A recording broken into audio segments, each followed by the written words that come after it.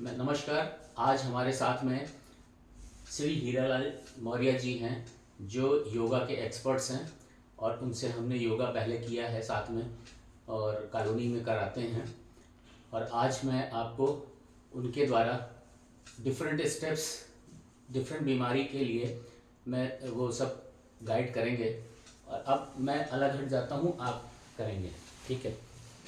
देखिए साथियों, हम लोग जब 40 के ऊपर हो जाते हैं तो हम लोग को अपने खान पान पे और अपने स्वास्थ्य पर ज़्यादा ध्यान देना चाहिए, क्योंकि कहा गया है कि देखिए मनुष्य का सबसे बड़ा धन जो है उनका स्वास्थ्य होता है।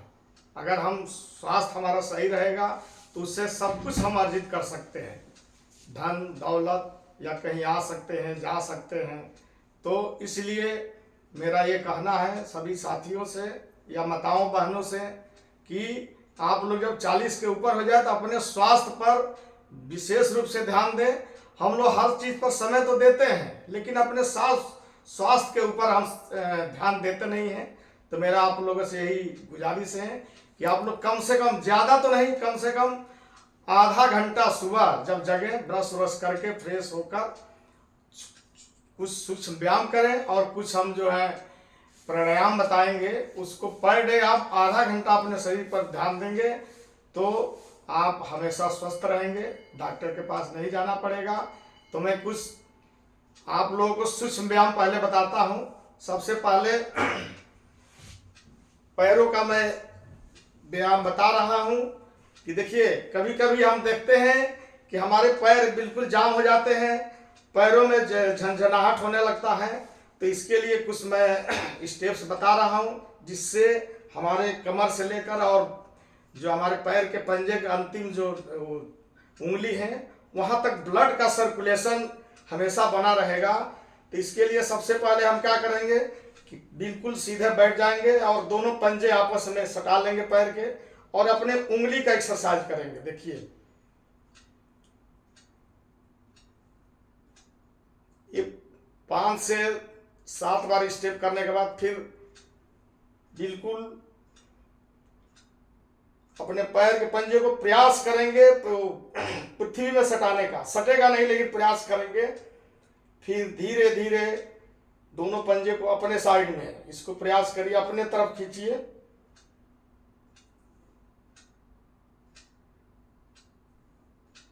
आगे पीछे प्रयास करें, एकदम दोनों पैर बिल्कुल पंजे एक साथ रहे और पृथ्वी आगे जो है आगे पैर का पंजा करें तो पृथ्वी में सटाने का प्रयास करेंगे। फिर क्या करेंगे, दोनों पैर के पंजों में 4 से 6 इंच का गैप करेंगे। अब देखिए पहले दोनों पैर के पंजे को दाहिनी तरफ प्रयास करिए कि दोनों पैर अगले पैर का छोटी उंगली पृथ्वी पर और बाएं पैर का जो है अंगूठा पृथ्वी पर। फिर यही क्रिया लेफ्ट में करेंगे, फिर राइट में 5 से 6 बार। फिर क्या करेंगे, उसके बाद जो है दोनों पैरों से क्लॉकवाइज पहले 5 से 7 बार घुमाएंगे। देखिए जब आप घुमाएंगे तो ये महसूस होगा कि जो पैर के पंजे का जोड़ है, ये जो जाम है, देखिए कट कट की आवाज आती है। फिर ध्यान रहे कि हर क्रिया का प्रतिक्रिया होता है, तो अगर क्लॉकवाइज घुमाए हैं तो उतनी ही बार, जैसे 7 बार घुमाए हैं तो 7 बार एंटी क्लॉकवाइज इसको घुमा लेंगे।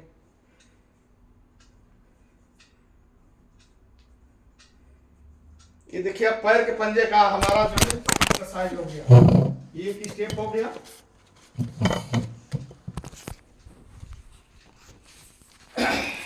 अब दूसरा और बताते हैं कि देखिए ये पैर का पूरा मैं बता रहा हूं।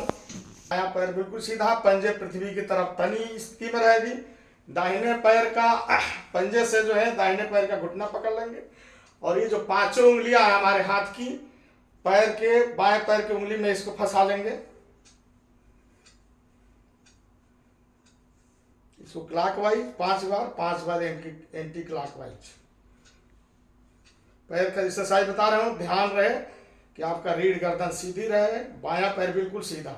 अब क्या करेंगे, अब अपने जो है ये दाहिने पैर से बाएं पैर का घुटना पकड़ लेंगे और इसको दोनों हाथों से बाएं पसली में इस घुटने को सटाने का प्रयास करेंगे। इसके फायदे ये होते हैं कि आपके जो ये पैर का जोड़ है ये ढीला हो जाता है और फेफड़े में सांस लेने की क्षमता बढ़ती है। देखिए जब घुटने को ऐसे कर रहे हैं तो देखिए अंदर सांस भर रहा है कि इसको छोड़ रहे हैं तो हमारा फेफड़ा जो है सिकुड़ रहा है। इसके बाद क्या करेंगे, दाहिने हाथ से घुटना पकड़ेंगे और बाएं हाथ से बाएं पैर का पंजा पकड़कर इसको दाएं बाएं घुमाते रहेंगे।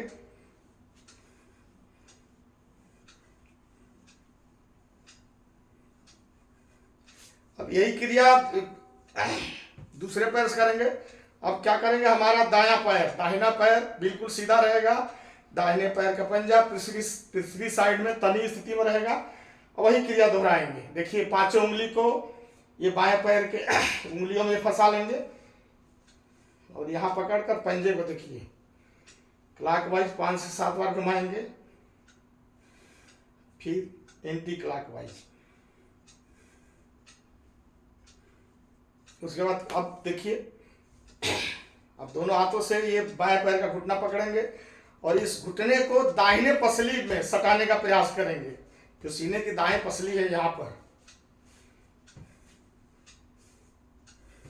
वापस ले जाएंगे तो प्रयास करिए कि ये पृथ्वी पर ये आपका ये घुटना टिक जाए।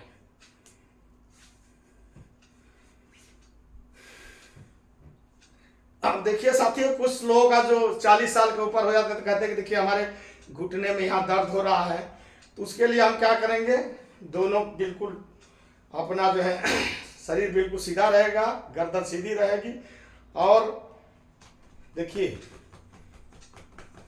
दोनों हाथ के पंजों से ये पैर के जो घुटने हैं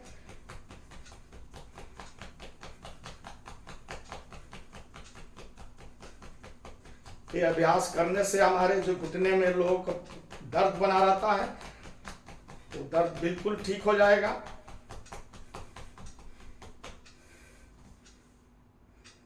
कट कर दीजिए।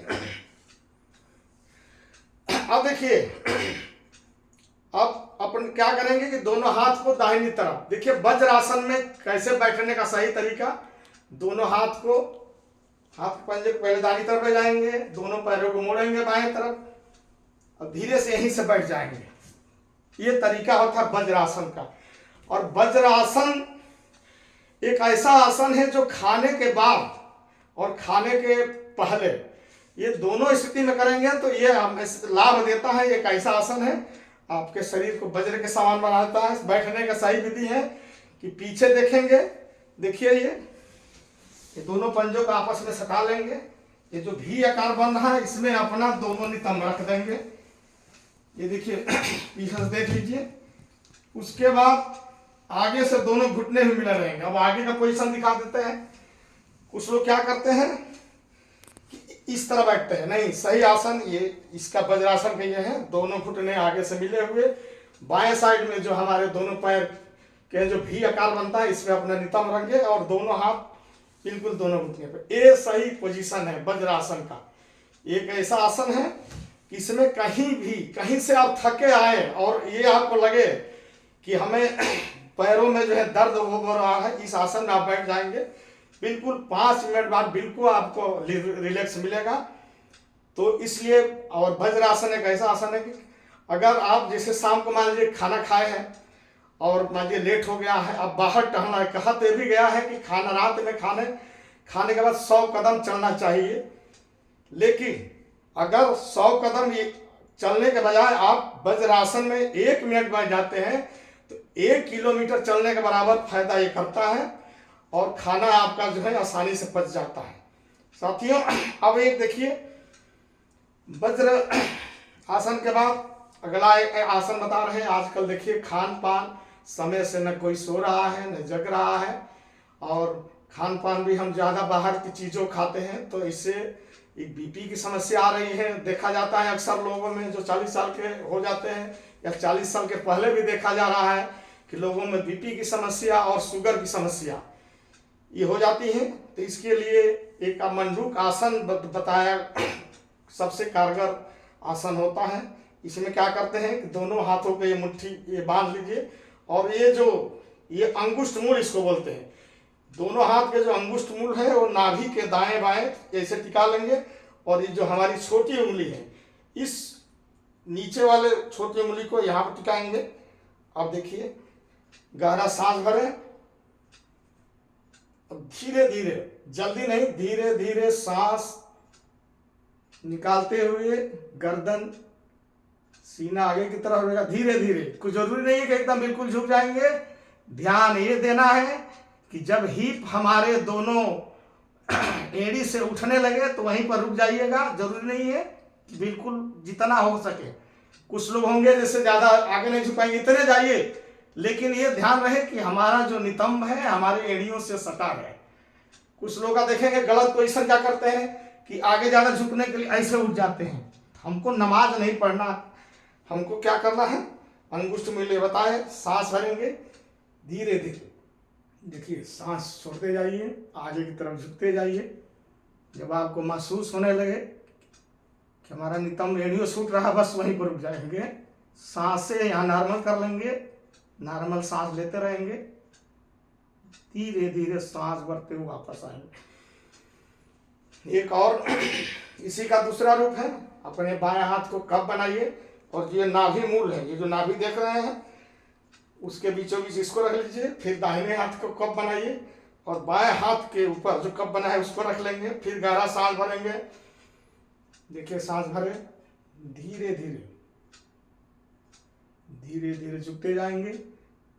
इससे क्या होता है कि हमारे नाभि जब दबती है तो इंसुलिन का स्राव होता है। कभी आप सुने होंगे कि बीपी जब शुगर ज़्यादा हो जाता है तो लोगों को इंसुलिन भी लेना पड़ता है। अगर ये आप अभ्यास प्रत्येक दिन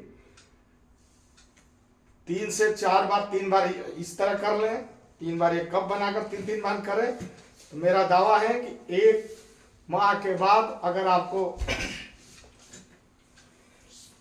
आपका शुगर है, शुगर नपवा के देखिएगा, बिल्कुल शुगर आपका नॉर्मल हो जाएगा। और मैं एक बात और आप लोग को बताना चाहता हूं कि 2019 में जब ये कोरोना आया था, उस समय मैं पहले टहलता भी नहीं था, तो घर पर बैठकर खूब सुबह नाश्ता किया, सेब खा लेता था, केला खा लेता था। हमारा शुगर जब पहली बार डायग्नोस हुआ तो फास्टिंग हमारा डायग्नोस हुआ 340 था, और वो खाने के बाद जो है हमारा 600 कुछ था। मैं एक डॉक्टर के यहाँ गया, वो बताए, उनके अनुसार जो है मैं अपना जो खाने का तरीका चेंज किया। और आप लोगों को विश्वास नहीं है, वो डॉक्टर का नाम है जो यहाँ पर हमारे विकास नगर में है, डॉक्टर नितिन रंजन गुप्ता, हार्मोनल के डॉक्टर हैं। उनको मैं दिखाया, मैं उनकी दवा मात्र 6 महीने खाया, और विश्वास आपको नहीं होगा कि 6 महीने के बाद आज करीब 19 के बाद करीब 7 साल होने जा रहा है, मैं ये दवा बिल्कुल नहीं खाता हूँ, परहेज करता हूँ। और साथियों, और अपने कॉलोनी के जो हमारे बड़े बुजुर्ग साथी हैं और माताएं बहनें हैं, उनको भी मैं एक बात बताना चाहता हूं कि मैं शाम को 6 बजे, किसी किसी दिन जिसे मान लीजिए कहीं हम गए, शादी विवाह गए तो भले 8 बजे, लेकिन 6 बजे मैं खाना पर डे खा लेता हूं।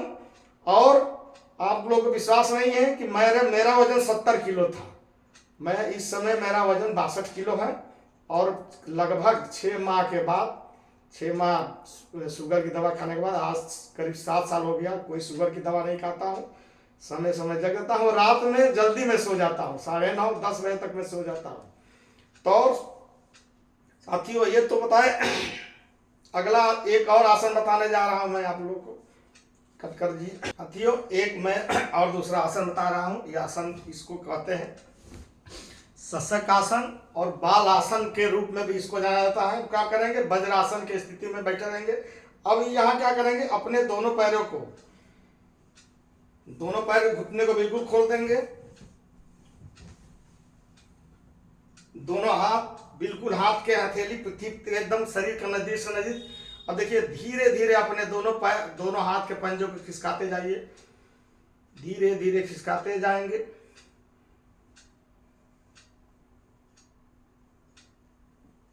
सबसे उस पहले अपना नाभि पृथ्वी पर टिकाएंगे, फिर सीना, लास्ट में अपने ठोड़ी को भी पृथ्वी पर टिका दें। ध्यान रहे कि आपका जो नितंब है वो आपके पैर के पंजे से सटा रहेगा। देखिए, इसको शशक आसन या बाल आसन भी कहते हैं।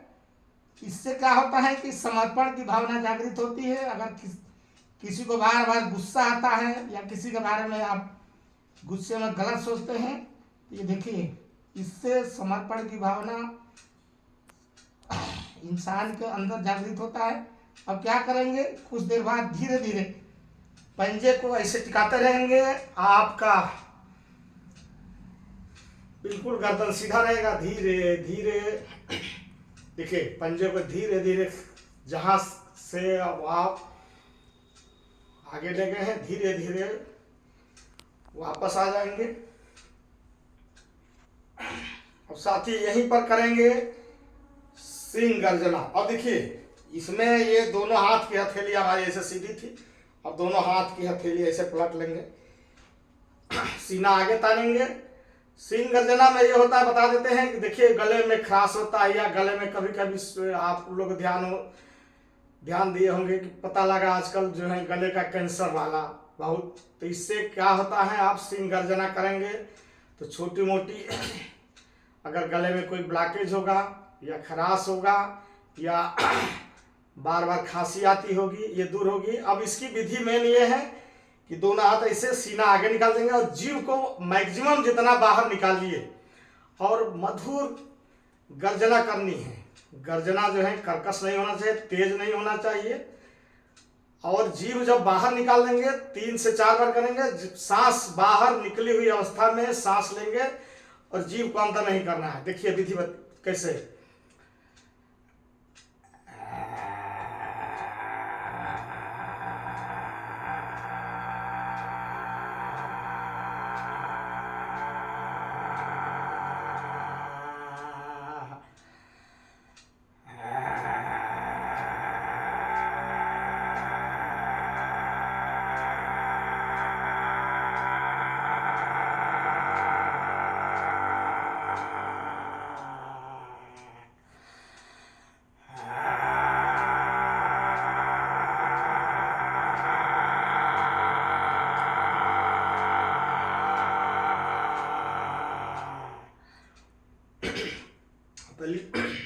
सीधा कर लेंगे। अब क्या करेंगे, अपने गले के दाएं बाएं हल्के हाथों से सहला लेंगे। गले में जो आइस स्लाइवा है उसको निकल जाएंगे, ऊपर नीचे सहला लेंगे।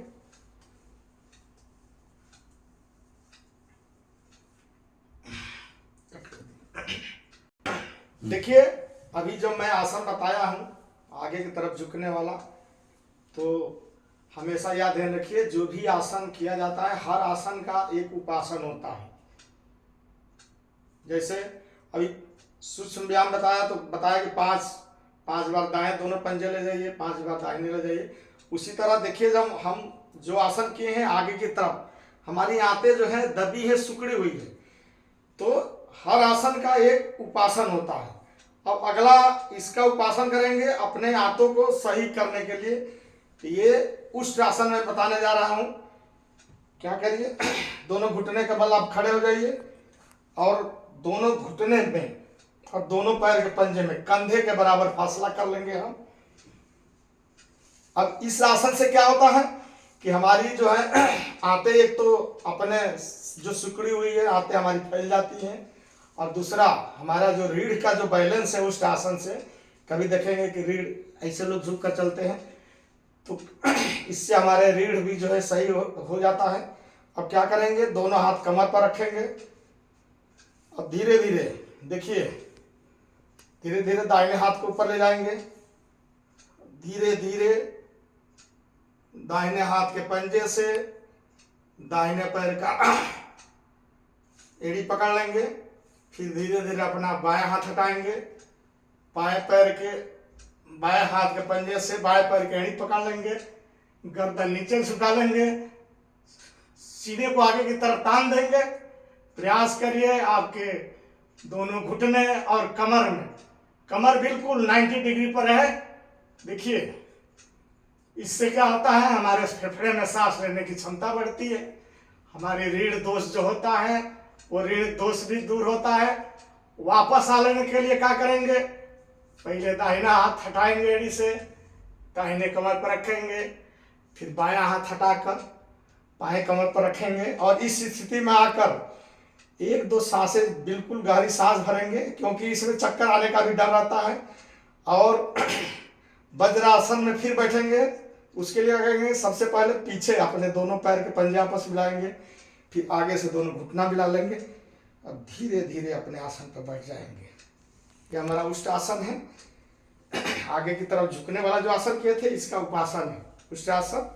इसके फायदे ही बताए, फेफड़े में सांस लेने की क्षमता बढ़ती है, रीढ़ दोष हमारा दूर होता है। धीरे धीरे आप स्टार्ट करिए। धीरे धीरे हम पेट के बल लेट जाएंगे। अब देखिए, इसमें पहला दाएं तरफ से शिथिलासन। दाएं तरफ से शिथिलासन क्या होता है, ये हाई, जिनको हाई बीपी रहता है वो दाएं तरफ से शिथिलासन करेंगे। कभी अपना बीपी नापिए और 3 मिनट दाएं तरफ से शिथिलासन क्या करें। इसका क्या तरीका है, देखिए,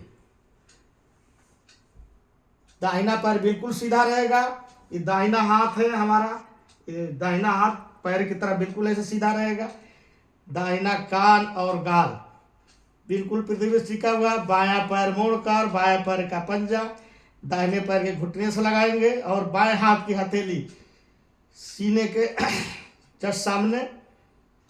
इस स्थिति में धीरे धीरे नॉर्मल सांस लेंगे, फिर पेट के बल आ जाएंगे। अब आप लोग को बताने जा रहे हैं कि कुछ उल्टा खान पान से या आजकल जो भी मार्केट के सामान हम लोग खाते हैं तो मैदे का बना होता है, जैसे समोसा खा लिए, चाउमीन खा लिए, ये सब मैदे का बना होता है। तो जिनको पेट में कब्ज रहता है इसको दोलन बोलते हैं, मतलब पेट की मसाज करते हैं तो इससे क्या होता है कि जो हमारा पुराना से पुराना कब्ज होता है वो हमारा कब्ज टूटता है। उसके लिए क्या करेंगे, पेट के बल लेट जाएंगे, दोनों देखिए दोनों पैरों को मोड़ लेंगे घुटने से और दोनों हाथ के पंजों से दोनों पैर के पंजा पकड़ लेंगे। अब देखिए, इसको उठा लेंगे। देखिए, एक तो ये तरीका है। अब पेट, खाली पेट का बल ये करेंगे।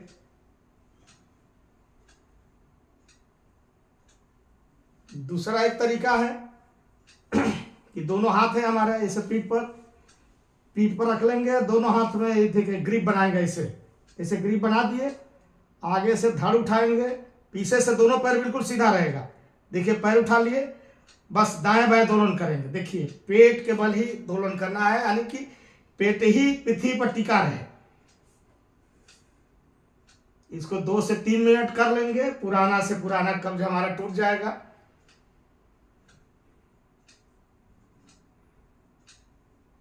ध्यान यही रहे कि आगे से धड़ और पीछे से दोनों पैर उठा रहे। इसके बाद क्या करेंगे, फिर बाएं तरफ से शिथिलासन। जिनको लो बीपी की समस्या है वो बाएं तरफ से शिथिलासन पर डे 3 से 4 मिनट करेंगे, उनका बीपी नॉर्मल हो जाएगा। बाएं तरफ से शिथिलासन है, देखिए बायां पैर बिल्कुल सीधा, ये बायां हाथ पैर की तरफ सीधा और हथेली का रुख आसमान की तरफ, दाहिना पैर मोड़कर, ये देखिए दाहिना पैर मुड़ा है, दाहिने पैर का पंजा बाएं पैर के घुटने के पास और दाहिना हाथ की हथेली देखिए ये सीने के जस्ट सामने। इस स्थिति में धीरे धीरे लंबी सांस लेंगे, लंबी छोड़ेंगे, लंबी सांस छोड़ेंगे। अब आपको बताने जा रहे हैं धनुरासन। धनुरासन के फायदे ये होते हैं कि हमारे सांस लेने की क्षमता बढ़ती है, जो रीढ़ की समस्या होती है लोगों की रीढ़ दोष भी इससे दूर होता है और हमारे कंधे मजबूत होते हैं। अब देखिए धनुरासन में क्या करेंगे, सबसे पहले दोनों पैरों घुटने से मुड़ेंगे, दोनों हाथों से दोनों पैर के देखिए ये टखना पकड़ लेंगे। अब कुछ लोग कहते हैं कि भाई हमारा ये तो उठ ही नहीं रहा, तो इसमें सबसे पहला तरीका है कि पहले सांस छोड़ते हुए पहले देखिए दोनों पैर के ये अपना घुटना उठा लिए। अब धीरे धीरे कुछ करना नहीं है, धीरे धीरे अपने पंजे को पीछे फेंकते जाइए, देखिए धड़ अपने आप उठता जाएगा। देखिए शरीर हमारा बिल्कुल एक धनुष के आकार का बन गया। इस आसन से देखिए अगर 1 मिनट 10 सेकंड 20 सेकंड करेंगे, देखिए रीढ़ में कोई समस्या, देखिए सीना मजबूत, सांस लेने की क्षमता बढ़ती है, रीढ़ दोष दूर होता है। धीरे धीरे वापस आएंगे। अब क्या करेंगे, दाईं करवट लेते हुए पीठ के बल आ जाएंगे।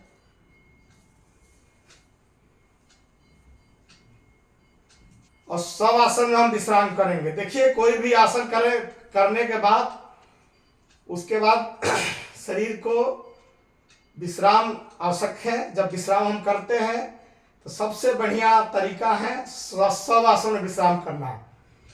सब आसन की देखिए सही पोजीशन है, दोनों पैरों में 1 से 1.5 फीट का फासला होना चाहिए। दोनों पैर के पंजे दाएं बाएं लुढ़के स्थिति में, दोनों हाथ की ये देखिए दोनों हाथ की हथेली कमर से 4-6 इंच के दूरी पे, हथेली का रुख आसमान की तरफ। धीरे धीरे लंबा गहरा सांस लेंगे।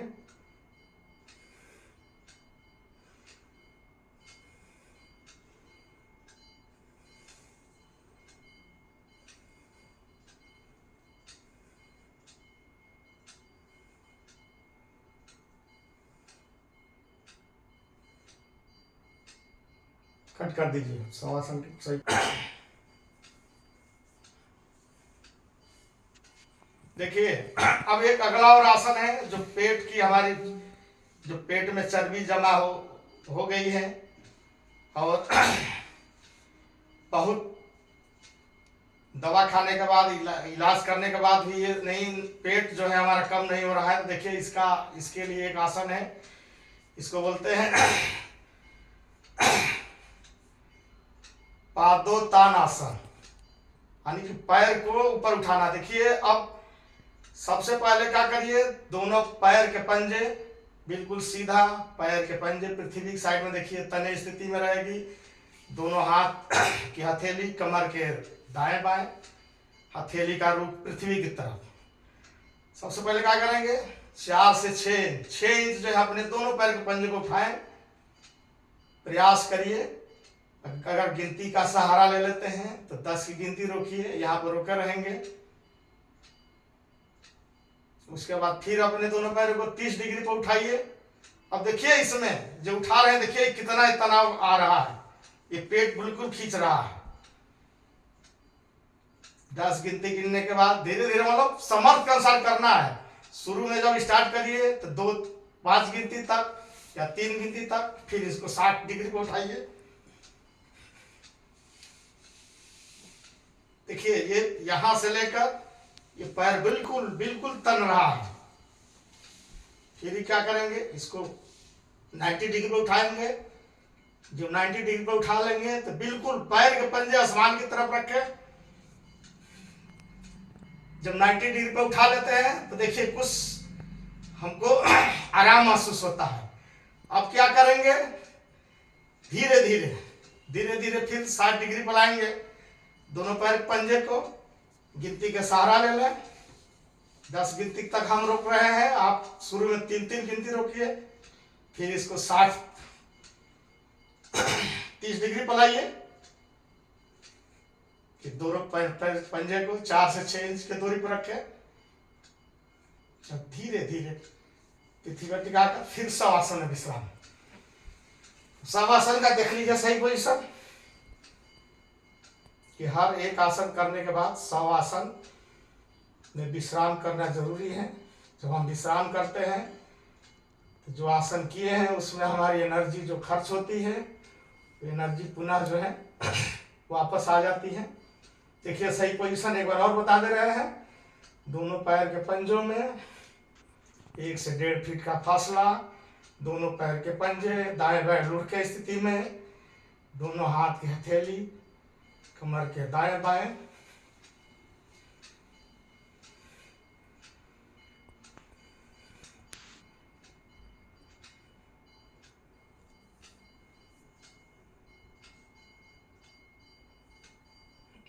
अब देखिए, अब एक बात बता रहे हैं सही तरीका। अब हमको उठकर बैठना है। अब प्रत्येक दिन हर व्यक्ति को जब सुबह देखिए, अचानक पेपर में देखते होंगे या पड़ोसियों सुनते होंगे कि सुबह जो है एकदम बिल्कुल स्वस्थ थे, सुबह अचानक उठे और उनको हार्ट अटैक हो गया।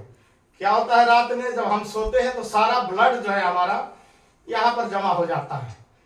तो जब भी उठिए या सुबह जब भी उठे या रात में सोने के बाद जब भी नींद टूटे तो सबसे पहले क्या करना चाहिए, अपनी दाईं करवट ऐसे घूमिए, दाहिने हाथ को ऐसे कुशन बनाना चाहिए, इस पर अपना सर रख लीजिए, दोनों पैर ऐसे मोड़ लेंगे हम। देखिए दोनों पैर मोड़कर, और ये बायां हाथ है ये सीने के जस्ट सामने।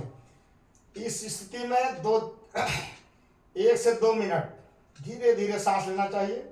अब ऐसे क्या होगा कि देखिए हमारा ब्लड यहाँ जमा था, इधर घूमे हैं तो ब्लड धीरे धीरे हमारे हर अंगों में फैल गया और धीरे धीरे ब्लड जो है फेफड़े तक जा रहा है, आ रहा है। अब क्या करते हैं हम, दाहिने पैर की देखिए, दाहिने पैर का जो ये हमारा कोहनी है और बाएं पैर का हथेली, देखिए इसका सहारा लेकर धीरे से उठकर बैठ जाना चाहिए। बैठने के बाद फिर क्या करना चाहिए, उसके बाद धीरे धीरे 1 मिनट यहाँ बैठे रहना चाहिए। फिर धीरे धीरे आगे खिसक कर अपने दोनों पैर को ऐसे लटका लेना चाहिए। और देखिए ये अपने दोनों पैर को पंजे को ऐसे ऊपर नीचे चढ़ाइए, तब जाकर धीरे से खड़ा होना चाहिए, तब जाना चाहिए। अब क्या होता है कि अचानक हम सोए, अचानक उठ जाते हैं, तुरंत खड़ा हो जाते हैं। इस स्थिति में क्या होता है कि ब्लड यहाँ जमा होता है, तो फिर हमारा जो है वो काम करना, ब्लड जो है हमारे फेफड़े में जाता नहीं है, वहीं पर जो है हार्ट तक जाता नहीं है, वहीं हार्ट अटैक हो जाता है। तो मैं इस वीडियो के माध्यम से मैं सारे कॉलोनी के साथियों, माताओं, बहनों से अनुरोध करता हूँ कि जब भी सुबह उठिए, अभी मैं तरीका बताया हूँ उठने का, एक बार और बता देता हूँ। जिससे आप रात में सोए हैं, सबसे पहले क्या करिए, दाईं करवट लीजिए, दाहिने हाथ को ऐसे कुशन बनाएंगे। एक बार और रिपीट कर रहे हैं, दोनों पैरों को ऐसे मोड़ ले, बाएं हाथ की हथेली यहाँ रखेंगे, 1-2 मिनट इस स्थिति में रहेंगे। अब ये कोहनी और हथेली का सहारा लेकर धीरे से उठकर बैठ जाए। बैठने के बाद शरीर को ऐसे वैसे गर्दन जो भी हो हिलाना हो। उसके बाद अगला तरीका स्टेप बताए थे, पैर को नीचे लटकाएंगे, पैरों को ऐसे ऊपर नीचे करेंगे, तब धीरे से खड़ा होकर धीरे धीरे कदमों से बाथरूम जाना चाहिए।